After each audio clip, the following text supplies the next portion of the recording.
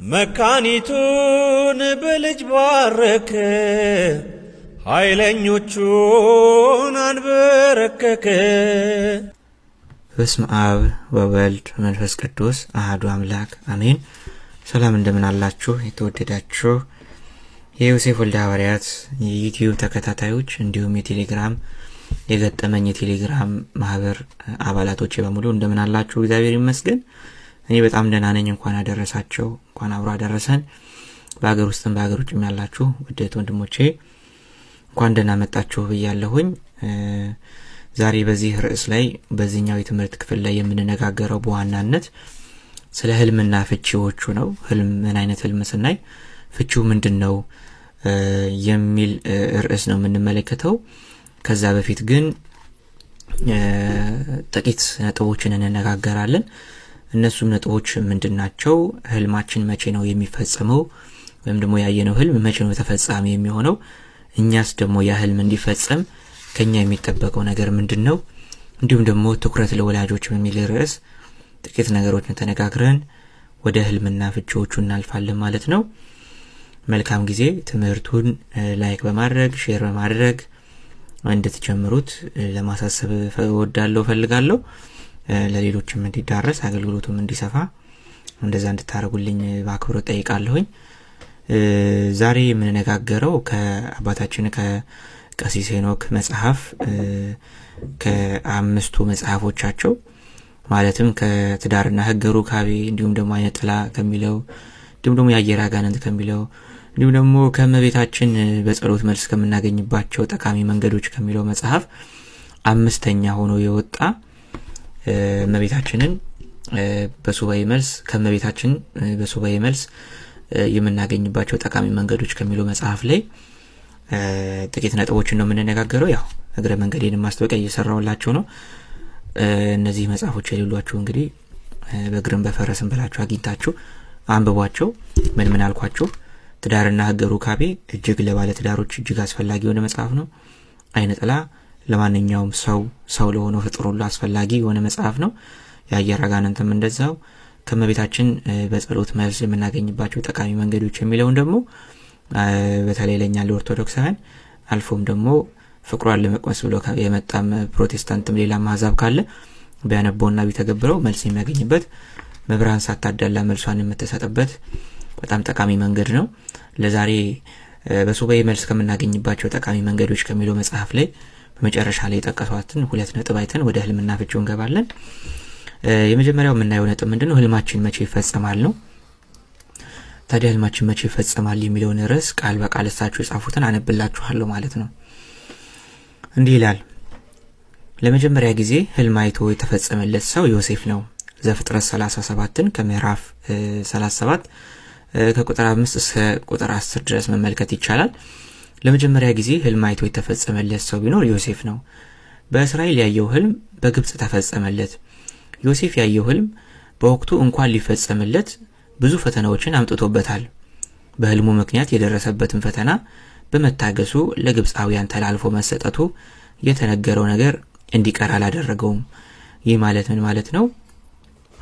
ህልም አይቶ ወደ ሌላ ቦታ መሄዱ ወይም ደግሞ ህልሙ ከመፈጸሙ በፊት ብዙ መከራዎች ደርሰውበታል። ወደ ግብጽም ደግሞ እንደዚሁ ተሽጧል እና ይሄ ሁሉ የደረሰበት ነገር ያየው ህልም እንዳይፈጸም አላደረገውም ማለት ነው። በሄደበት ቦታ ሁሉ ህልሙ ተከትሎ ተፈጽሟል ማለት ነው። ትርጉሙ እንዲህ ይላል። እኛም ያየነው ህልም የተነገረን መልእክት መቼና እንዴት እንደሚፈጸምልን አናውቀውም። በአጭር ጊዜ ይሁን በረጅም ጊዜ የሚያውቀው አንድ ባለቤቱ እግዚአብሔር ብቻ ነው። ከኛ የሚጠበቅብን ምንድነው? ቀኑን አሳጥርልን እያሉ መማጸን ብቻ ነው ብለዋል። ለምሳሌ በህልማችን መልካም ህልም ካየን ማድረግ የምንችለው ነገር ምንድነው? ህልሙን አስፈተተን መልካም እንደሆነ ከተረዳን በኋላ አባት ወይ ቀኑን አሳጥረው ወደኔ የሚደርስበትን ቀን አሳጥረው ብለን በጸሎት ልንለምን እንችላለን እንጂ ሌላ ቀኑን ወደኛ የምናደርስበት ወይም ደግሞ ክፉ ህልም ነው ከተባለም ቀኑን የምናሸሽበት ምንም መንገድ የለንም ማለት ነው ከጸሎት ውጪ። እንዲህ ብለው ይቀጥላሉ። እግዚአብሔር ለነቢያቱ በህልም የነገራቸው በነበሩበት ዘመን የተፈጸመ አለ። እነሱም ካለፉ በኋላ በመጪው ትውልድ የተፈጸመ አለ። በትንቢት መልክ የተናገሩት ደግሞ ያልተፈጸመውና ወደፊትም ደግሞ የሚፈጸም አለ። በተለይ በሱባኤ ወቅት የምናየው ህልምና ራእይ ጊዜ ይጠብቃል እንጂ በሂደት መድረሱና መፈጸሙ አይቀርም። እዚህ ላይ አንድ ነገር ልብ በሉ። ተስፋ አድርገን የምንጠብቀው ህልማችንን ሳይሆን እግዚአብሔርን መሆን አለበት። ያየነው ህልም ለመንፈሳዊና ለስጋዊ ህይወታችን ፈተና እንዳይሆነን ልንጠነቀቅ ይገባናል። አንዳንድ ሰው ያየው ህልም ወሎ አርሴማ ወይም ደግሞ ጻድቃኔ ማርያም ከሆነና ያየው ህልም ደግሞ ካልተፈጸመ እዚያ የሚታየው የውሸት ነው በማለት ሌላ ኃጢአት ውስጥ ይገባል። እንደዚህ ከማለታችን በፊት ያየነው ህልምና ራእይ ከማን እንደሆነ ልናስተውልና ልንመረምር ይገባናል ብለዋል። ስለዚህ ሱባኤ እንደው ሳብራራላችሁ ሱባኤ ገብተን ሁሉ ያየነው መልካም ህልም ከእግዚአብሔር ነው ማለት አይደለም የሚል ትርጓሜ ነው ያለው አሁን የጻፉት ጽሑፍ። ሱባኤ የሚዘን ጠላታችን ዲያብሎስ በህልም ሊያጭበረብረን ይችላል ማለት ነው። ስለዚህ ህልማችን ግዴታ መፈታት አለበት ወይም ደግሞ ለካህናት አማክረን ይሄ እውነት ነው ይሄ ደግሞ ውሸት ነው ልንባል ይገባል ማለት ነው። ቀጥታ እንቀበለውም ነው ትርጉሙ። እንዲህ ብለው ይቀጥላሉ። እንደውም አንድ ታሪክ ላስታውሳችሁ። በ1997 ዓመተ ምህረት አንድ ወዳጄ ከሚያውቃትና በጣም ከሚቀርባት መንፈሳዊቱ ጋራ ወሎ ቅድስት አርሴማ ለሱባኤ ይሄዳሉ። ሁለቱም ለየብቻቸው በተሰጣቸው ቦታ ሱባኤ ይገባሉ። ሱባኤውን በ8ኛው ቀን ጨርሰው እንደወጡ ልጅቷ እሱ ለትዳር እንደተፈቀደላት ሰማቷም እንደነገረቻት ነገረችው። ልጁ በጣም ይደነግጣል። እኔ ምንም የማውቀው ነገር የለም ሰማቷም አልነገረችኝም ይላታል። በዚህ ሁኔታ ላይ አዲስ አበባ ይመጣሉ። በድጋሚ ከረጅም ጊዜ በኋላ ልጅቷ ሰማቷ ወሎ የነገረችውን እንዲቀበል እምቢም ካለ ደግሞ እጅግ ከባድ መከራ እንደሚደርስበት በሰው አስጠንቅቃ ትነግረዋለች። ልጁ እጅግ ስለተጨነቀ ነገሩን ለማረጋገጥ በአባቶችም በራሱም ደግሞ ሱባኤ ሲይዝ እውነቱን ይደርስበታል። ለካ በሰማይቷ ስም የሚያጭበረብረው እላይዋ ላይ ያለው ዛሩላጅ ነበረ። ልጁም እግዚአብሔር የፈቀደለትን ሌላ ሴት አገባ። ያየችው የሐሰት ህልም ስላልተፈጸመላት ተበሳጭታ ሰማዕቷ ቅድስት አርሴማ የለችም፣ በቦታውም የሚታየው ህልም ሐሰት ነው ትላለች። ይህን ባለች የቅዱስ ገብርኤል ቀን ለሰው በተወረወረ ቦምብ እግሯ ስር ፈንድቶ አንድ እግሯን ታፏ አካባቢ ይተረትረዋል።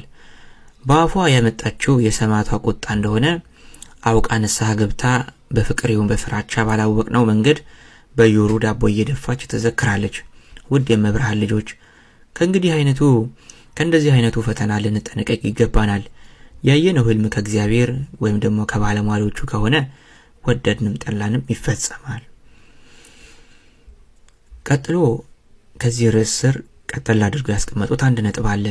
እሱ ምንድነው? ትኩረት ለወላጆች ይላል። ወላጆች ምን ማድረግ እንዳለባቸው ነው እዚህ ጋር ያስቀመጡት የሚለውን እንነጋገራለን። ትኩረት ለወላጆች። ብዙ ጊዜ ልጆች ህፃናት ህልማየው በህልሜ እንዲህ ሲሆን ተመለከትኩኝ ወዘተ ብለው ሲናገሩ ጆሮ አንሰጣቸውም። ይህ ትልቅ ስህተት ነው። ይልቁንም ከንጽህና አንጻር ከኛ እጅግ የተሻሉ ስለሆኑ እግዚአብሔር እነሱን አፍ አድርጎ ሊናገር ስለሚችል ልናዳምጣቸው ይገባል። ብላቴናው ሳሙኤል የእግዚአብሔርን ድምጽ የሰማው ለካህኑ ኤሊ መልእክት የተቀበለው በህፃንነቱ ነበረ።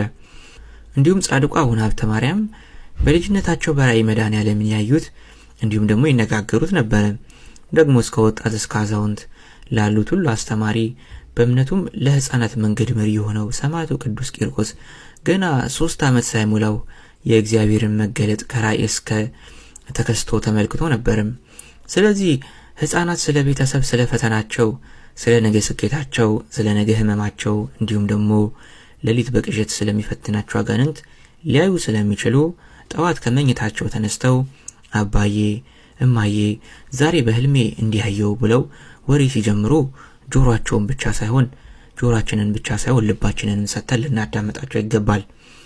ከ7 ዓመት በፊት የማውቃቸው ባልና ሚስት አንድ ወዳጆች ነበሩኝ። ታዲያ እነዚህ ባለ ትዳሮች ዘወትር ነጋ ጠባ ይጨቃጨቃሉ። ጻድቁ አቡነ ገብረ መንፈስ ቅዱስን በየወሩ ይዘክራሉ። መጋቢት 4 ማታ ክፉኛ ተጣልተው ያድሩና ጠዋት ጻድቁን ሳይዘክሩ ወደ የመኖሪያ ቤታቸው ወደ የመስሪያ ቤታቸው ይሄዳሉ። መጋቢት 6 ቀን ጠዋት የ5 ዓመት ህፃን ልጃቸው እንዲህ ትላቸዋለች። ዛሬ ሌሊት አባ መነኩሴ የሆኑ ሰውዬ መጥተው ነበረ። እማዬ ደግሞ ልብስ እኮ የላቸውም፣ የለበሱት ጸጉር ነበረ እና ትላንት አባትሽና እናትሽ ዝም ብለው ይዋሉ፣ ዳቦ አልቆረሱም፣ ሻማም አላበሩልኝም፣ በዛ ላይ ደግሞ ሁሌ ይጨቃጨቃሉ። ተው ተስማምታችሁ ኑሮ ባያቸው። ደግሞም እናንተ በተጣላችሁ እኔ ለምን ዝም አላችሁኝ ብለው ንገሪ ብለውኛል ብላ ልጃቸው ትነግራቸዋለች። ደስ በሚል መስቀልም ባርከዋት ግንባሯንም አሳልሟት እንደሄዱ ትነግራቸዋለች። ስትነግራቸው ታዲያ በእንባ እየተራጩ ወደፊት በሆነው ባልሆነው ሳይጋጩ ሊኖሩ ወስነው በሰላም መኖራቸውን አውቃለሁኝ። በቅዱስ መጽሐፍ ላይ ሕፃናት የዘንባባ ዝንጣፊ ይዘው በሆሳዕና ዕለት ጌታን ያጀቡ ናቸው። እንዲሁ እንደ ሕፃናት ካልሆንን ደግሞ መንግሥተ ሰማያትም ለመግባት ከባድ መሆኑን ጌታችን ገልጿል። ስለዚህ ቤተሰቦቼ ልጆቻችሁን አዳምጡ። ቀጥሎ የምንመለከተው ህልምና ፍቺዎቹን ነው። ህልምና ፍቺዎቹ እነዚህን ህልሞች እንግዲህ ትኩረት አድርገን ማዳመጥ ያለብን ወይም ደግሞ በዚህ መልኩ ህልም ካየን ተፈጻሚ የሚሆኑት ማወቅ ያለብን ነገር ምንድነው? ሱባኤ ገብተን ያየናቸውን ህልሞች ብቻ ነው። ዝም ብለን እግራችንን ሰቅለን በልተን ጠጥተን ያየናቸው ህልሞች አሁን በመነግራችሁ መልኩ አይፈቱም። ምክንያቱም ቅዠት ሊሆኑ ስለሚችሉ ወይም ደግሞ ከስጋ የመጣ ህልምም ሊሆን ስለሚችል የምናየው። ስለዚህ ህልምና ፍቺዎች የሚለውን ርዕስ ስንመለከት በመጀመሪያ የምንመለከተው በንስሐ ዙሪያ የሚታዩ ህልሞች አሉ። በንስሐ ዙሪያ ወይም ደግሞ እነዚህን ህልሞች ስንመለከት የእነዚህ ህልሞች ከንስሐ ጋር የተገናኙ ናቸው ማለት ነው። ለምሳሌ አንደኛ በሳሙናና በውሃ ፊታችንን ወይም ደግሞ ሰውነታችንን ሙልጭ አድርገን ከታጠብን ፍቺው እግዚአብሔር በደላችንን ኃጢያታችንን ይቅር ብሎናል ማለት ነው። ሌላው ሰውነታችን በጭቃ ተለውሶ ከተመለከትን ጭቃ ኃጢያት ነውና ቶሎ ንስሐ ልንገባ ይገባናል። ሌላው ሰውነታችንን ስንታጠብ ግማሹ ነጥቶ ግማሹ ቆሽሾ ማለትም ደግሞ ታጥበን ሳንጨርስ ወይም ደግሞ ሙሉ በሙሉ ሳንታጠብ ሳንነጻ ካየን ፍቺው ምንድነው? ንስሐችንን አልጨረስንም ወይም ደግሞ ንስሐችን በትክክል አልተናዘዝነውም፣ የቀረ ንስሐ ይቀራል ማለት ነው። ወይም ደግሞ የሚቀር ንስሐ አለ ማለት ነውና ንስሐ ልንገባ ይገባል። እግዚአብሔር እንግዲህ ጥቆማ እየሰጠን ነው ማለት ነው። ሌላው በህልማችን ልብስ ሲቆሽሽ ከተመለከትን እንዲሁ የቆሸሸ ነገር ኃጢያት ነውና ኃጢያት እንደሆነ መረዳት አለብን። ልብሳችንን እናታችን ወይም ደግሞ የምናውቃት ሴት ስታጥብልን ካየን እመቤታችን በጸሎቷ ኃጢያታችንን እያስተሰረየችልን ይቅር እያስባለችን ነው ማለት ነው። ሌላው ሱባኤ ገብተን ቆሻሻ ድሪቶ ለብሰን ልብሳችንም ቆሽሾ ተከምሮም ካየን ፍቺው በኃጢያት ላይ ኃጢያት መጨመርና ከበፊቱም በደል አብዝተን ስንበድል የምናየው ነው። ሌላው ንስሐ ስንገባ ካየን በህልማችን ይሄ ደግሞ ምስጢር እንሰማለን ማለት ነው። ሌላው በጸጋ እግዚአብሔር ዙሪያ የሚታዩ ህልሞች አሉ። ወይም ደግሞ እንደነዚህ አይነት ህልሞች ካየን ከእግዚአብሔር የምናገኘው ጸጋ ወይም ደግሞ ከኛ ደግሞ በተለያየ ምክንያት የሚነጠቅ ጸጋ አለ ማለት ነው። ለምሳሌ ካባ ጋቢ ከለበስን ትልቅ ጸጋ እናገኛለን ማለት ነው። የራስ ወይም የፊታችን ጺም ሲያድግ ከተመለከትን እንዲሁ ደግሞ የጸጋ መብዛት ነው። ጸጋ እየበዛልን በትጋታችን ማለት ነው። ወይም ደግሞ ከእግዚአብሔር በስጦታ እየተሰጠን ነው ማለት ነው። አዲስ ልብስ ከለበስን እንዲሁ አዲስ ጸጋ ከእግዚአብሔር እያገኘን ነው ማለት ነው። ምናልባት በዛ ሰሞን እየለመን ነው ያለነው የትዕግስት ጸጋ፣ የመታዘዝ ጸጋ፣ የዝምታ ጸጋ፣ ሁሉን የመቻል ጸጋ፣ የማስተዋል ጸጋ፣ ብዙ ጸጋዎች አሉና በህልማችን አዲስ ልብስ ስንለብስ ከተመለከትን አዲስ ጸጋ፣ የለመነው ጸጋ ከእግዚአብሔር እንደሚሰጠን ማሳያ ነው። ሌላው ከልብስ ተራቁቶ ራቁትን ሆኖ ማየት ደግሞ ጸጋ ሲገፈፍ ማየት ነው። ወይም ደግሞ ጸጋ ሲገፈፍ ማለት ለምሳሌ በኃጢያት ውስጥ ሆነን ሊሆን ይችላል፣ ኃጢያት እየሰራን ሊሆን ይችላል።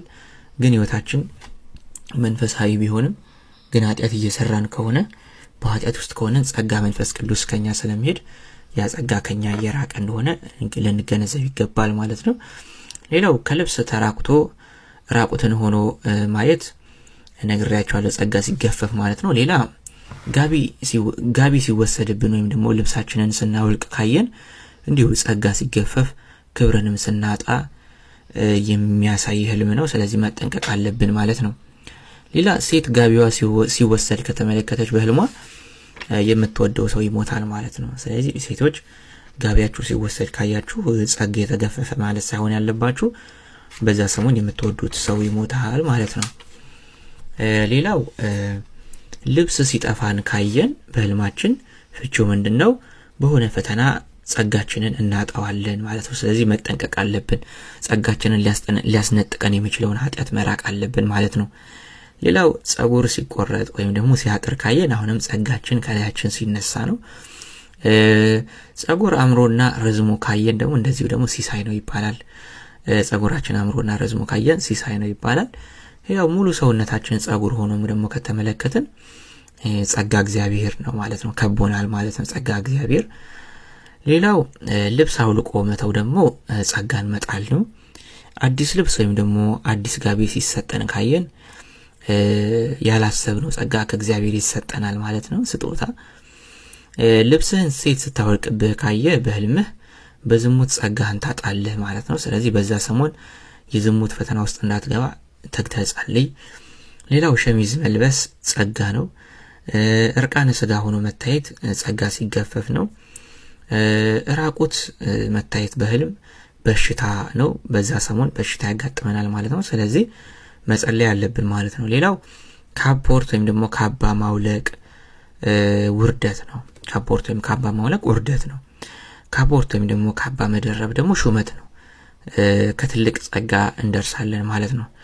ሌላው አጥር ማጠር ደግሞ ጸጋ ነው። በህልማችን አጥር ስናጥር ካየን ይህም ጸጋ ነው። አጥር ሲፈርስ ካየን ከቤተሰብ ሰው ይሞታል ማለት ነው። ጻዳ ነጭ ልብስ ለብሰን ካየን ደግሞ ጸጋ እግዚአብሔር ነው። የሚያምር ሕፃን ልጅ ሁሌ የምናይ ከሆነ መንፈስ ቅዱስ ነው ወይም ደግሞ ሲሳይ ነው ማለት ነው። ወደ ቤታችን በጎ ነገር ይመጣል ማለት ነው። አዲስ መኪና ሲሰጠን ከተመለከትን ከትልቅ ጸጋ ትደርሳለህ ማለት ነው። ወይም ደግሞ በትጋት ወይም ደግሞ በልፋትሽ የታቀደልሽ ትልቅ በረከት ጸጋ አለ ማለት ነው። ሌላው እርግብ ስታርፍብህ ከተመለከትክ እንዲሁ መንፈስ ቅዱስ ነው። ስለዚህ አሁን ስለ ጸጋ በሚያወራው በዚህ ክፍል ላይ ጸጋ ሲገፈፍም እንዲሁም ደግሞ ጸጋ ሲሰጠንም ተመልክተናል። ስለዚህ እግዚአብሔር እነዚህን ህልሞች ሲያሳየን ለምሳሌ ራቁታችንን ሲያሳየን በሽታ ነው ማለት ነው። በሽታ ነው ማለት ያገኛል ጠብቅ ይፈጸማል ማለት አይደለም። ወይም ደግሞ አስቀድሜ ህልማችን የትም እንሄድ እንደ ዮሴፍ ይፈጸምልናል፣ ቦታ ጊዜ አይወስነውም፣ በታቀደለት ጊዜ ይፈጸማል ብያለሁ። ነገር ግን እንዳይፈጸም ማድረግ የምንችለው እንዴት ነው? ይህ ህልም እንዳይፈጸም የምናደርገው አንድም በጸሎት ነው። ክፉ የሆኑ ለምሳሌ ተራቁቶ ማየት በሽታ ነው ብለናል። ይህ በሽታ ወደኛ እንዳይመጣ ማድረግ የምንችለው ነገር መጸለይ ነው። ከኛ አርቀልኝ፣ አሳልፈልኝ፣ ወይም ደግሞ ቢመጣም ደግሞ አንተን የምንመለከትበት ወደ ቀና መንገድ የምገባበት የማርቅበት አድርግልኝ የምንልበት ማለት ነው። ስለዚህ በዚህ መልኩ ነው የምናሳልፈው እንደዚህ አይነት ክፉ ህልሞችን። በጎ የሆነውን ደግሞ አስቀድሜ እንደነገርኳችሁ ቀኑን አሳጥርልኝ እያልን እግዚአብሔር ቶሎ ወደኛ እንዲያደርሰው እንለምናለን። ስለዚህ ኃይላችን ጸሎት ነው ማለት ነው፣ ይህን ነገር የማቅረብም የማራቅም። ሌላው ከሞት ጋር በተገናኘ የምናያቸው ህልሞች አሉ። ለምሳሌ ሰው ድንገት በመኪና ተጠልፎ ከሄደ ድንገተኛ ሞት ያጋጥመዋል ማለት ነው። በአውቶቡስ ያለ ተራው ተጋፍቶ ትኬት ቆርጦ ከገባ እንዲሁ ሞት ነው። በባዶ መኪና ደግሞ ተሳፍሮ ከሄደም እንዲሁ ሞት ነው። ከሰው መሃል ደግሞ ወታደር ጠርቶ በመኪና ይዞ ሲሄድ ይሄም ሞት ነው። ብዙ እህቶች ወታደር ምንድነው ሲሉ ነበር፣ እመጣበታለሁ። ከበሮ ሲመታ ሲዘፈን አንተም ደግሞ የዘፈኑ ተካፋይ ከሆንክ የምትወደውና የምታውቀው ሰው ይሞታል ማለት ነው። ስለዚህ መጸለይ ያስፈልጋል እግዚአብሔር ይህን ነገር እንዲያርቅልን። ሌላው እጅ እግር ሲቆረጥ ወይም ደግሞ ሲሰበር ካየን የስጋ ዘመዳችን ይሞታል ማለት ነው። እጅ እግር ደግሞ ሲቆሽሽ ካየን ደግሞ አደጋ ነው ማለት ነው። ስለዚህ ቅድም ቆሻሻ ምንድነው ብያችሁ ነበር? አስቀድሜ ቆሻሻ ኃጢአት ነው ብዬ ነበር። አሁን ደግሞ እዚህ ጋር ደግሞ እጅ እግር ሲቆሽሽ ከተመለከትን ደግሞ አደጋ ነው ማለት ነው። ሌላው ክንድ ሲቆረጥ ካየን የዘመድ ሞት ነው። ውል መዋዋል ሞት ነው። ጥፍር መቁረጥ ልጅ ይታመማል ማለት ነው፣ ወይም ደግሞ የባዕድ ዘመድ ይሞታል ማለት ነው፣ የውጭ ዘመድ። ሌላው ጢም መላጨት ወይም ደግሞ መታጠብ፣ ጺማችንን መታጠብ ጥፋትና ሐዘን ነው። ጺማችንን ከተላጨን በዛ ሰሞን የሆነ የምናጠፋው የሆነ የምንከሰስበት የሆነ ነገር ይኖራል ማለት ነው። ሌላው ጣት ሲቆረጥ ካየን ጣት ልጅ ነው፣ ልጅ ወይም ደግሞ የስጋ ዘመድ ይሞታል ማለት ነው። ሌላው የሞተ ሰው መሳም ወይም ደግሞ ሰላም ማለት ደግሞ ሞት ነው። ሌላው የፊት ጥርስ ሲወልቅ ካየን ከቤታችን አባወራው ይሞታል ማለት ነው። ይሄ ነገር ትክክለኛ በእኛም ቤተሰብ ተፈጽሟል። ማዘር ከሳምንት በፊት ይሄን ነገር ተመልክታ ያው ፋዘሯ አያቴ ማለት ነው በህይወት አልፈዋል እና የፊት ጥርስ ሲወልቅ ያባወራ ሞት ነው። ያው በርግጥ ህልም ፍቺውን ስናውቀው ምናልባት በጸሎት እንዲያልፍልን እንተጋለን። ግን የህልም ፍቺውን ሳናውቀው ዝም ብለን እንዲያየን ብለን የምናልፈው ከሆነ ያው ነገሩ ሲፈጸም ነው የምንመለከተው ማለት ነው። እና ያው ይሄን እንዲህ ነው እኮ ስንባል ታዲያ አይቼ ነበር እኮ እንላለን። ሌላው የእንጀራ ምጣድ ሲሰበር ካየን ከቤተሰባችን ሰው ይሞታል ማለት ነው። የእንጀራ ምጣድ ወይም ደግሞ ከቤተሰባችን በጠና የሚታመም ሰው አለ ማለት ነው የእንጀራ ምጣድ ሲሰበር። ሌላው ሰው በታመመ ወቅት ጋቢ ማልበስ ሐዘን ነው፣ እንደ ሐዘን እንደ መርዶ ነው። ሌላው ትልቅ ዋርካ ወይም ደግሞ ዛፍ ሲቆረጥ ካየን በቤታችን ትልቅ ዋርካ ትልቅ የሀገር ባለስልጣን ይሞታል ማለት ነው። ትልቅ የሀገር ባለስልጣን ህይወቱ ያልፋል ይሞታል ማለት ነው። ግን ማን እንደሆነ አናውቅም። እንግዲህ ምናልባት የበቃ ሰው ወይም ደግሞ ከራሱ ጥያቄ አልፎ እንግዲህ ለሀገር ሱባኤ የሚሰው እንደዚህ አይነት ነገሮችን ይመለከታል። ትልቅ ዋርካ ወይም ዛፍ ሲወድቅ ሲቆረጥ ማየት። ሌላው የሞታ አባትና እናት ወይም ዘመድ ተርበው ከስተው ከበራፍ ቆመው እቤት ገብተው ካየን የዕለተ ሞታቸውን ዝክር ቁርባን ሲያስታውሱ ነውና መዘከር አለብን። እነዛ የሞቱትን ሰዎች ነዲያን መመገብ አለብን በእነዛ ስም ማለት ነው። ሌላው አቧራ ወይም ደግሞ ቤታችን በአቧራ ቆሽሾ ማየት እንዲሁ ደግሞ ጥሩ ዘመድ ይሞታል ማለት ነው። ታዲያ እንዲህ ይላሉ፣ ከነዚህ ህልሞች አንዱን ቢያዩ እንዲያልፍሎ አምላከ ቅዱስ ጊዮርጊስ እርዳኝ አሳልፍልኝ በማለት አቡነ ዘበሰማያት ይድገሙ፣ ሰማዕቱ ቅዱስ ጊዮርጊስን ይዘክሩ፣ ወደ ጥሩም ይለወጣል ይላል። ሌላው በበሽታ ዙሪያ የሚታዩ ህልሞችና ፍቺዎቻቸውን ስንመለከት በመኪና መገጨት ድንገተኛ ሞት፣ ላም ወይም በሬ ሲወጋን ካየን በአጋንንት ከባድ በሽታ ይደርስብናልና ይህ ህልም አይተን ብንታመም ወደ ሐኪም ቤት ሳይሆን መሄድ ያለብን ወደ ጸበል ነው ማለት ነው። ሌላው ሰውነታችን ሲያድፍ ካየን ህመም ነው። በጥይት ከተመታን ድንገተኛ ህመም ነው። በጦር ከተወጋን እንዲሁ ህመም ነው። በሾህ ከተወጋን እንዲሁ ደግሞ ህመም ነው። ከተወጋን ስላችሁ ሾህም ሲወጋን ማለት ነው። ሰዎች ቢወጉንም በዛ ሾህም ሲወጋን ካየን ህመም ነው። ቄጤማ ሲሰጠን ጤና፣ ለምለም ሳር ወይም ደግሞ ሳር ላይ መተኛት ወይም በቤታችን መጎዝጎዝ ከህመም መዳን ነው። ሌላው ሰው ሲመታን ካየን እንታመማለን ወይም ደግሞ አደጋ ላይ እንወድቃለን ማለት ነው። ሌላው ከልጅ ጋር በተገናኘ የምናያቸው ህልሞች አሉ። ለምሳሌ ብርቱካን፣ ዘይቱን ወይም ደግሞ ፍራፍሬ ሲሰጠን ከተመለከተን ልጅ እንወልዳለን ማለት ነው። 100 ብር ሲሰጠን ካየን ወንድ ልጅ እንወልዳለን። ወርቅ ከተሰጠን ወንድ ልጅ እንወልዳለን። መቋሚያ ከተሰጠን የተባረከ ልጅ እንወልዳለን። የጣት ወርቅ ከጠፋን ልጃችን ይሞታል ማለት ነው። ስለዚህ መጸለይ ያለብን። ጠመንጃ ይዘን ራሳችንን በህልም ካየን ወንድ ልጅ እንወልዳለን ማለት ነው። የእጅ ሰዓት ማሰር ደግሞ ቶሎ ልጅ እንወልዳለን ማለት ነው። የእጅ አምባር ማሰር ደግሞ ሴት ልጅ መውለድ ነው። የሴት ልጅ አባት ወይም እናት እንሆናለን ማለት ነው። ብርቱካን መትከል ጸባይ ሰናይ ሴት ልጅ መውለድ ነው። የእግር አልቦ ማሰር ሴት ልጅ መውለድ ነው። ሽጉጥ መታጠቅ ልጅ ወይም ደግሞ ጸሎት ነው። ዳቦ ወይም ደግሞ ህብስት መኝታችን ላይ ካየን በፍጥነት ልጅ እንወልዳለን ማለት ነው። ጥላ ከተሰጠን ደግሞ ደገኛ ልጅ እንወልዳለን ማለት ነው። ጥላ የእመቤታችንም ጸጋ ስለሆነ ማለት ነው። ሌላው በአጋንንት ዙሪያ የሚታዩ ህልሞች አሉ፣ ብዙዎቻችን የምንፈተንባቸው። ውሻ ሲነክሰን ወይም ሲያባረረን ካየን የሚፈታተነን ሰይጣን አለና መጸለይ ያለብን። የሚፈታተነን ሰይጣን አለና መጸለይ ያለብን ሲባል የትኛው ሰይጣን የምንል አለን? አይነ ጥላ ነው፣ ቡዳ ነው ምናምን የምንለው ነገር አለ። አይነ ጥላ ነው ካልን የራሱ መለያ የሆነ ህልም እንፈልግለታለን። ግን በቃ ውሻ ሲነክሰን ካየን ሲያባረረን ካየን የሚፈታተነን ርኩስ መንፈስ አለ ማለት ነው። ርኩስ መንፈስ ሁሉም ርኩስ መንፈስ ቡዳውም አይነ ጥላውም የጋራ ባህሪ ያለው ተፈታታይ ነው።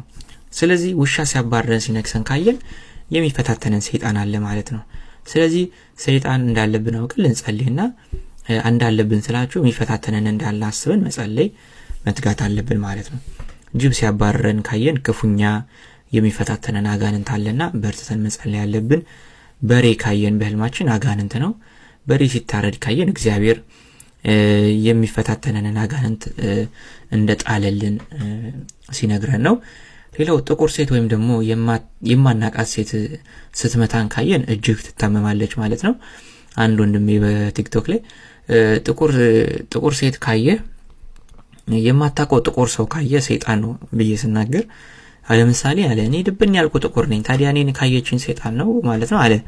አይደለም፣ በልሟ አንተን ካየችህ አንተን እንዳየችህ ታውቃለች ልጅቷ በራሷ። ስለዚህ ህልም ስትናገር ጥቁር ሰው አየው ብላ ሳይሆን የምትናገረው እንተናን አየው ብላ ነው የምትናገረው። ስለዚህ አንተ ጥቁር ነገር አየው ተብሎ የሚነገር ለሰው አይደለም። አንተን ካየችህ ቤዚካሊ ምን እንዳየች ታውቃለች፣ ሰው ነው ያየችው። እዚህ ጋር ግን ጥቁር የማታውቀው ጥቁር ሰው ከተባለ የማታውቀው ነው አየው። አንተ ምን ትሰራለህ? የማያውቅ ሰው ህልም ውስጥ ምን ትሰራለህ?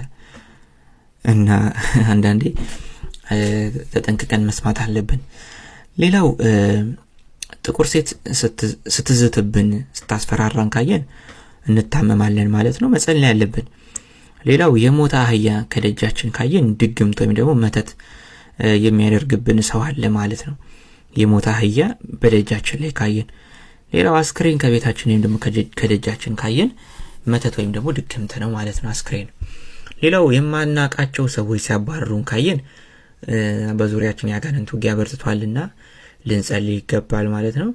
ብዙ ጊዜ ከፊት ሆኖ የሚመራ ሰው ካለ ያ ከፊት ሆኖ የሚመራው ሰው በህይወታችን ላይ ትልቁን ቦታ የያዘ አጋንንት ነው። ለምሳሌ ዛር ሊሆን ይችላል፣ ወይም ደግሞ ልባችንን የያዘ የተቆጣጠረ፣ ወይም ደግሞ አእምሮአችንን የያዘ ሌሎችን ርኩሳን መናፍስት የሚመራ መንፈስ ሊሆን ይችላል ማለት ነው። ዋናው እባብ ሲያባረረን ከተመለከትን በህልማችን አሁንም ሰይጣን ነው። እባብ ስንገድል ከተመለከትን ደግሞ እባብ ጠላት ነውና የሚፈታተንና አጋንንት በጸሎት ድል እንዳደረግነው የምንገነዘብበት ነው ማለት ነው። ሌላው በቅሎ ስትረግጠን ወይም ደግሞ ቤታችን ስትገባ ካየን በቅሎ በሰይጣን ትመልሰላለች። ስለዚህ ሰይጣን ቤታችን ገብቷል። አጋንንትም ደግሞ ይለክፈናል ማለት ነው። መጠንቀቅ አለብን። ሌላው በፈረስ ላይ መቀመጥ ጸጋና ክብር። እባብ ሲነድፈን ካየን ሰይጣን ባላሰብነው ኃጢአት ይነድፈናልና ልንጠነቀቅ ወይም ደግሞ መጥፎ አጋጣሚዎች እንዳያጋጥሙን መጠንቀቅ መጸለይ ያስፈልገናል ማለት ነው። ሌላው በነገር ዙሪያ የሚታዩ ህልሞች አሉ ከነገር ጋር በተገናኙ። ለምሳሌ በህልማችን እሳት ሲነድ ብናይ የሆነ ነገር ይገጥመናል ማለት ነው። ችግር ይገጥመናል ማለት ነገር ማለት ችግር ማለት ነው። በስራ ቦታ ችግር፣ በቃ ወሬ፣ ሀሜት ምናምን እንደዚህ አይነት ነገር ውስጥ ልንገባ እንችላለን። ቃሪያ፣ በርበሬ፣ ሚጥሚጣ ካየን ነገር ናቸው። እነዚህ ሁሉ ነገር ችግር ነው። ስለዚህ መሸሽ አለብን። አረቄ፣ ጠላ መጠጣት ካየን ጠብ ነው። ቡና ማፍላት ቅሬታ ነው፣ ወይም ደግሞ በዛ ሰሞን ቅር እንሰኛለን፣ ቅር የሚያሰኘን ሰው አለ ማለት ነው። በህልማችን ቅማል ካየን ምቀኛ ነው ወይም ደግሞ መከራ ነው። የወይን ጠጅ መድፋት ነገር ነው። ብዙ ሰዎች የልጅን ራስ እየዳበስኩ ትላልቅ ቅማሎችን ስገላየው የሚሉ አሉ። እንግዲህ ቅማል ምቀኛና መከራ ነው። ስለዚህ የልጅሽ መከራና ምቀኛ እየራቀ መሆኑን እየጠፋ መሆኑን መረዳት አለበት። ታዲያ አንቺ መግደልሽ ምናልባት በአንቺ ጸሎት ወይም ደግሞ በአንቺ ብርታት ያ ጠላት እየራቀ እንደሆነ ልትገነዘብ ይገባል። ሌላው በእድሜ ዙሪያ የሚታዩ ህልሞችና ፍቺዎቻቸው አሉ። በእድሜ ዙሪያ ለምሳሌ ተራራ መውጣት እድሜ ነው። ተራራ መውጣትም ደግሞ አንዳንዴ የሚያደክም ከሆነ ደግሞ ፈተናም ቢሆንበት አጋጣሚ አለ። ተራራ ሲናድ ካየን ደግሞ ታላቅ ሰው ይሞታል ማለት ነው። ትልቅ ተራራ ሲቆረስ ከተመለከትን ትልቅ ሰው ይሞታል ማለት ነው። ረጅም መንገድ በእግር መሄድ እድሜ ነው። በመኪና መሄድ እድሜ፣ ጸጋ፣ ሞት፣ ክብር ነው። ግን በመኪና መሄድ ደግሞ እንደየህልሙ ይለያያል። ቅድም ብያቸዋለሁ። በአውቶቡስ ዝም ብሎ ተጭኖ ብቻውን ትኬት ቆርጦ የሚገባ ሰው ሞት ነው ማለት ነው። ድንገተኛ ተጭኖ ደግሞ የሚሄድም ሰው ካለም ደግሞ እንደዚህ ሞት ነው ብለናል። እዚህ ጋር ደግሞ በመኪና መሄድ ደግሞ እድሜና ጸጋ ሆኗል። ስለዚህ እንደ ህልሙ ሁኔታ ይለያያል። መቋሚያ ወይም ደግሞ ዘንግ ከተሰጠን ይሄም እድሜ ነው። እድሜ እየተጨመረልን ነው ማለት ነው። ሌላው በቅዱሳን ዙሪያ የሚታዩ ህልሞች አሉ። ፍቺዎቻቸውን እንመልከት። ለምሳሌ በህልማችን መነኩሴ ካህን ሲባርከን ካየን በእለቱ የዋሉት ቅዱሳን ባርከውናል ማለት ነውና ያን ህልም ያየንበትን ቀን አስተውሰን መዘከር፣ ሻማ ማብራት፣ በረከታቸው እንዲያርብን። ሌላው በ27 ከቀኑ ማለት ነው ከቀኑ ከ1 እስከ 30 ባሉት ቀናቶች ውስጥ በ27 ካህን መነኩሴ ከባረከ መድኃኔዓለም ነው። ቀይ ፖሊስ ወይም ወታደር ሲያናግርህ ቅዱስ ሚካኤል ነው። ጠይም ፖሊስ ወይም ወታደር ሲያናግርህ ቅዱስ ገብርኤል ነው። በተደጋጋሚ አንበሳና ነብር የምታይ ከሆነ ደግሞ ጻድቁ አባታችን አቡነ ገብረ መንፈስ ቅዱስ ናቸው ማለት ነው። እርግብ ካየ በህልማችን እርግብ ካየን እመቤታችን ናት፣ መንፈስ ቅዱስም ሊሆን ይችላል። ቀይ ወይም ጠይም ሴት ካየን ወይም ካናገረችን እመቤታችን፣ ባህታዊ ወይም ደግሞ ራሰ በራ የሆነ ካናገረን ደግሞ መጥምቀ መለኮት ቅዱስ ዮሐንስ ነው። ጳጳስ ሲባርከን ካየን መድኃኔዓለም እየባረከን ነው ማለት ነው። ጳጳስ ሲቆጣን ካየን ደግሞ መድኃኔዓለም ነው። አሁንም ሌላው በጋብቻ ዙሪያ የሚታዩ ህልሞች አሉ። ያው ብዙዎቻችን ትዳርን ትኩረት አድርገን ሱባኤ እንይዛለንና እስኪ ምናልባት በዚህ ዙሪያ ያየናቸው ህልሞች ከገጠሙልን እስኪ እንመልከት። ጸጉር መፍታት ለምሳሌ ጋብቻ ነው። ጸጉር መፍታት ትዳር ነውና ትዳር መፍታት ነው። ጸጉር ጉንጉን ትዳር ነው፣ ጥንድ ስለሚሆን ማለት ነው። ስለዚህ የተቋጠረ የተገመደ ነገር ነው ትዳርና ጸጉር ሲፈታ ከተመለከተን ትዳር እንፈታለን ማለት ነው። ስለዚህ መጸለይ ያለብን ማለት ነው። ለምን መጸለይ ያስፈልገን? ጉዳዩ እንዲርቅልን፣ እግዚአብሔር ደግሞ እንዲመራን። ሌላው አምባር ከገዛን ጋብቻ ነው።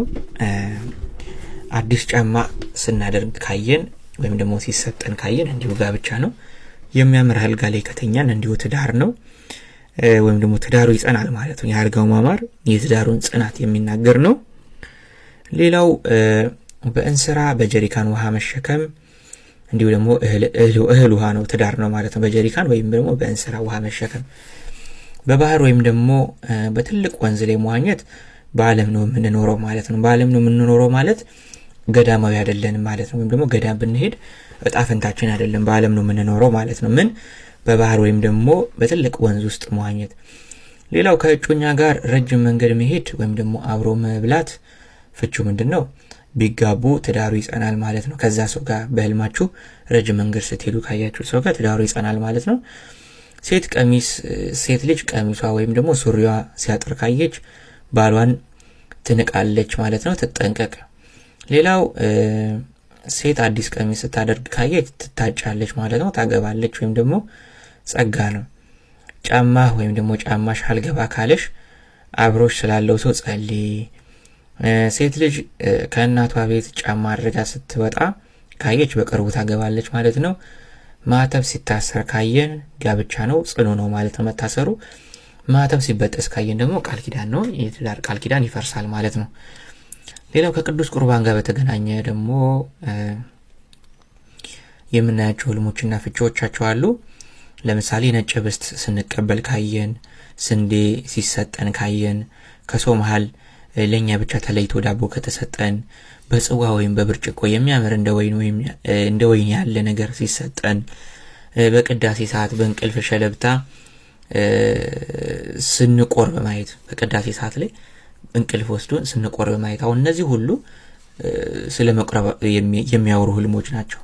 ነጭ ህብስት ሲሰጠን፣ ስንዴ ሲሰጠን፣ ከሰው መካከል ላይ ለኛ ብቻ ዳቦ ሲሰጠን፣ በጽዋ ወይም በብርጭቆ የሚያምር ወይን ሲሰጠን፣ በቅዳሴ መሃል እንቅልፍ ወስዶን ስለ መቁረብ ስናስብ ተኝተን ስናልም፣ እንዲሁም ደግሞ ከሰው መሃል ተጠርተን ያለ ተራችን ህብስት ከተሰጠን እንዲሁ በቅርቡ እንቆርባለን ማለት ነው። ራስ መቁረብ ወይም ደግሞ ልጅ ማቁረብ በህልማችን ራሳችን ስንቆርብ ወይም ደግሞ ልጃችንን ስናቆርብ ካየን ደግሞ እንደዚሁ ደስታ ነው ማለት ነው። ሌላው መሶበ ወርቅ ሲሰጠን እንቆርባለን ማለት ነው። መሶበ ወርቅ ሲሰጠን ይዘን ወደ ቤታችን ከገባን እመቤታችን በበረከት ቤታችን ስትገባ ነው። በተደጋጋሚ ስንቆርብ ካየን ደግሞ የንስሐ አባታችንን አማክረን ቁርባን ተፈቅዶልናል ማለት ነው። ሌላው በታቦት ዙሪያ የሚታዩ ህልሞች አሉ። በታቦት ዙሪያ የሚታዩ ህልሞች አሉ። ፍቻቸው ለምሳሌ ታቦት መሸከም የእግዚአብሔር አደራ ነው። ታቦት መሸከም ሲያቅተን ደግሞ አደራችን አልተወጣንም ማለት ነው። ካህን ሆኖ ታቦት መሸከም አቅቶት ከጭንቅላቱ ሲወድቅ ወይም ሊወድቅ ሲል ከተመለከተ ክህነቱን ያጣል ማለት ነው። ወይም ደግሞ ክህነቱ እንዳይፈርስ ይጠንቀቅ ማለት ነው። ታቦት ተሸክመህ አቅቶህ ካረፍክ ምእመን ወይም ደግሞ የትዳር ጓደኛን ወይም የወዳጅን ኃላፊነት አለመወጣት ነው። ይህንን አይተህ ብትተው አይቀናህም ማለት ነው። ሌላው በበረከት ዙሪያ የሚታዩ ህልሞች አሉ። ፍቺዎቻቸው ለምሳሌ እንጀራ ወይም ዳቦ ሲሰጠን የእግዚአብሔር በረከት ነው። ስንዴ ወይም ደግሞ የእንዝርት አይነት ተሰጥቶን በቤት ይዘን ከገባን ትልቅ የእግዚአብሔር በረከት ነው። ንፍሮ ከተሰጠን በቤት ውስጥ የእንጀራ ክምርና ዳቦ ካየን ጸጋና በረከት ነው። ብር ሲሰጠን ወይም ደግሞ በብዛት ስንቆጥር ከተበረከትን ደግሞ በረከት ነው፣ የምናገኘው ነገር አለ ማለት ነው። ሌላው በመከራ ዙሪያ የሚታዩ ህልሞች አሉ። ለምሳሌ ትልቅ የእንጨት መስቀል ሲሰጠን በቅርቡ መከራ ይገጥመናል፣ ስለዚህ አምላከ ቅዱስ ጊዮርጊስ እርዳን አሳልፍልን እያልን መጸለይ ነው ማለት ነው። ወንድ ልጅ የቅዱሳን ገድል ሲሸከም ካየን ትልቅ መከራ ያጋጥመዋል ማለት ነው። ዳገት የበዛበት መንገድ ሲሄድ ትንሽ ፈተና ይመጣበታል ማለት ነው። ዶፍ ዝናብ ሲወርድበት ካየን ደግሞ ፈተና ይገጥመዋልና ሊጸልይ ይገባል ማለት ነው። ያ ሰው ሲመታን ካየን ደግሞ እንታመማለን ወይም ደግሞ አደጋ ላይ እንወድቃለን፣ ስለዚህ መጸለይ ያለብን ማለት ነው። ሌሎች ህልሞችና ፍቺዎቻቸውን ስንመለከት እንደው ድንገት ራንደም የምናያቸው ህልሞች ካሉ ለምሳሌ ገደል ከገባን ትልቅ አበሳ ጭንቀት ውስጥ እንገባለን ማለት ነው። በዛ ሰሞን ሴት አርግዛ አመጣ ስትወልድ ከተመለከተች ጭንቀቷን ትገላገላለች ማለት ነው። በቀይ በጠይም ወይም ደግሞ በምናውቃት ሴት በእናታችን በአክስታችን በትልቅ ሰው አምሳል የምናያት ሴት ካለች እመቤታችን ናት። አንዳንዴ በሴት መነኩሴ ትመሰላለች እመቤታችን። በምናውቃት ሴት ተመሰላ ስናያት ወይም ደግሞ ስታናግረን የምናያት ሴት ስሟ ወደ እመቤታችን የሚጠጋጋ ትርጉም ይኖራል። ለምሳሌ ትዕግስት፣ ገነት፣ አልማዝ፣ ብርቱካን፣ ህይወት፣ አበባ፣ ወርቅነሽ፣ እመቤት ወዘተ፣ መዓዛ እነዚህ አይነት ስሞች ያላቸውን እንስቶች ወይም ደግሞ እናቶቻችን አክስቶቻችንን ካየን በህልማችን የእመቤታችን ምሳሌ ሊሆኑ ይችላሉ ከስማቸውም አንጻር ማለት ነው። ታዲያ እነዚህ ስሞች የእመቤታችንን ስሞች ባይተኩም የእሷን ስራ ግን የሚጠቅሱ ናቸው። መዓዛ ስንል፣ ብርቱካን ስንል፣ ህይወት ስንል እና እሷን የሚገልጹ ስለሆኑ ምናልባት የምናያቸው ሰዎች ስማቸውን ማጤን አለብንና እመቤታችን በሚገባንና በምናውቃቸው ሰዎች መታየቷ ልምድ ነው። በተለይም ደግሞ በወዳጆቻችን በቤተሰቦቻችን ማለት ነው መታየቷ ልምዷ ነው ለሷ። ሌላው መድኃኔዓለም ነው። መድኃኔዓለምን በህልማችን ለምሳሌ በካህን አምሳል፣ በጳጳስ አምሳል፣ በባለስልጣን አምሳል፣ በወጣት አምሳል፣ በጎልማሳ በአዛውንት ተመስሎ እናየዋለንና እንደዚህ አይነት ካየን እሱ ነው ማለት ነው። በእሱ የተመሰለ ሰው ስሙም የእርሱ አንድ ነገር የሚገልጽ ወይም ደግሞ ቅዱሳኖችን በመነኩሴ ወይም ደግሞ በአዛውንት ተመስለው ይታያሉ። መላእክትም ደግሞ እንደዛው ሊመሰሉ ይችላሉ። ሌላው ትምህርት ቤት ገብተህ ፈተና ስትፈተን ፈተናውን ካልሰራኸው በስጋ ፈተና ይገጥመሃል ማለት ነው። ያንን ፈተናም ደግሞ የተፈተን ሰዎች ደግሞ ገና ፈተናው አላለቀልንም ማለት ነው። ሌላው ፈተናውን ሰርተ ትንሽ ሲቀር ፈተና እያለቀ ነው በርታ ማለት ነው። ፈተናውን ሰርተ ከጨረስክ ፈተና አልቋል ማለት ነው። በህልምህ አንድ ገዳም ወይም ቤተክርስቲያን በተደጋጋሚ ካየህ ታቦቱ ጠርቷል፣ ስለዚህ ሳትዘገይ ሂድ ማለት ነው። ትልቅ ነገር ታገኛለህ ማለት ነው። በረከት ሊሆን ይችላል። በጋድ ያየኸው ቦታ ከተጠራህ በፍጥነት ሂድ። ጥሪህን ካሳለፍክ ነገሩ ያልፋል ማለት ነው። ቤተ ድግስ ሲደገስ ሲበላ ካየህ ቀኑን አስታውሰህ የምትወደው ታቦት ዘክር ወይም ደግሞ ቀኑን አስታውሰው የምትወደው ታቦት ዘክረኝ እያለ ነው ማለት ነው። መቼ ቤተ ድግስ ሲደገስ ወይም ደግሞ ሲበላ ካየህ ቀኑን ማስታወስ አለብህ፣ እንዲሁም ደግሞ የምትወደውን ታቦት መዘከር አለብህ ማለት ነው። በተደጋጋሚ አንድ አዛውንት እየመጣ ባያናግርህም ዝም ካለህ በህልምህ ስለት አለብህና ስለትህን አውጣ ማለት ነው። ሌላው ህፃን ካየን ሲሳይ ነው ወይም ደግሞ ቅዱስ አማኑኤል ሊሆን ይችላል። ከማንኛውም ነገር ማምለጥ፣ ከውሻ ከሌባ ከተለያየ ነገር ማምለጥ መልካም ነገር ነው። ሲጋራ ማጨስ ፈተና፣ ዛፍ ሲወድቅ ማየት ትልቅ ሰው ይሞታል ማለት ነው። ቅድም ዛፍ ሲቆረጥ ማየት ባለስልጣን ይሞታል ብለን ነበር። አሁን ደግሞ ዛፍ ሲወድቅ ትልቅ ሰው ይሞታል ማለት ነው። አያችሁ ቅድም አምጥቼላችሁ ነበር። አረጋዊ ቆሞ ሲጸልይ ካየን የቅዱሳን ቦታ ነው ማለት ነው። አረጋዊ ቆሞ ሲጸልይ ካየን የቅዱሳን ቦታ ነው ማለት ነው። እሳት ሲነድበት ካየን ሰይጣን ነው ማለት ነው። እሳት ሲነድበት ካየን ሰይጣን ነው። የእንጨት መስቀል መከራ የሚያምር ጥላ የእመቤታችን ጸጋ መቋሚያ ከተሰጠን ከእመቤታችን የምናገኘው ነገር አለ ማለት ነው። መቋሚያ ደግሞ ልጅም ነው። ቅድም አይተነዋል።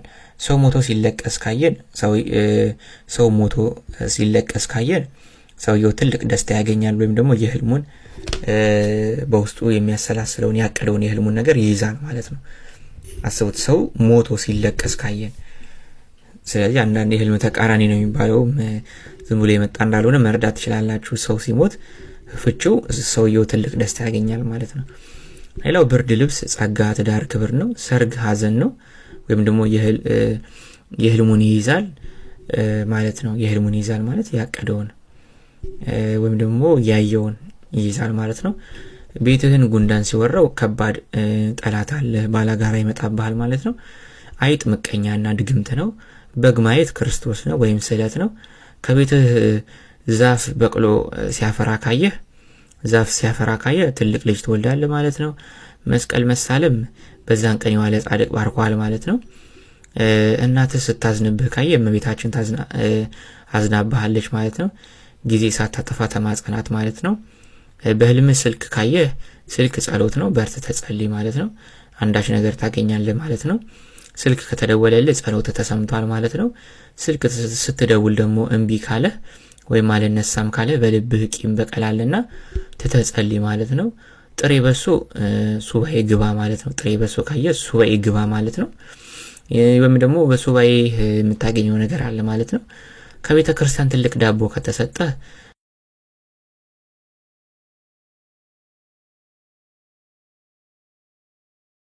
ከገቡ ስላሴ ናቸው፣ በበረከታቸው ጎብኝተውሃል ማለት ነው። ከቻልክ ደግሞ ዘከራቸው። ቤተ በብርሃን